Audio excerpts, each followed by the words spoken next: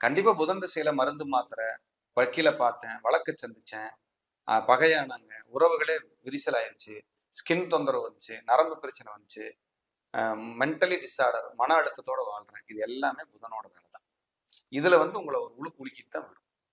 ஆனா புதனுக்கு நல்ல நிலையில் இருந்துச்சுன்னா, புதன் கல்வி இளமையில புதன் நல்ல நிலைமையில இருந்து 17 வருஷம் தசை நடந்தா அந்த பையன் அல்லது அந்த பொண்ணு சூப்பரா படிப்பாங்க. ஒரு டீனேஜ்ல புதன் கெட்டு போகுது, ஒரு டிஸ்டர்ப் இருக்குதுன்னா லவ் வரும், மென்டல் டிப்ரெஷன் வரும். ஒரு 60 வயசான காலத்துல புதன் வருதுன்னா வியாதியில போட்டு அழுத்திடும். அப்பதான் அந்த சொத்தை பிரிக்கும் போது வழக்கு வம்பு பட்டை கிளப்பிட்டு வரும். ஒரு மத்தியம வயசுல புதன் வருதுன்னா கண்டிப்பா ஒரு ஏற்றம் முன்னேற்றத்தை கொடுப்பார். நல்ல இடத்துல இருந்து நல்ல லக்னமா இருந்தா கண்டிப்பா ஜெயிக்க வச்சிருவார். இப்படி கேட்டகரி இருக்கு.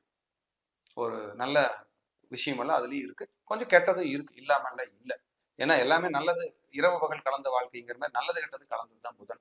புதனுக்கு வந்து பெருமாள் வழிபாடு பண்ண பண்ண உங்களோட இம்ப்ரூவ்மெண்ட் நல்லா இருக்கும். என்னுடைய அனுபவத்தில் புதனுக்கு திருவெண்காடு புதனும் மதுரை மீனாட்சி அம்மன் வழிபாடும் ரொம்ப சூப்பரா கேட்குது.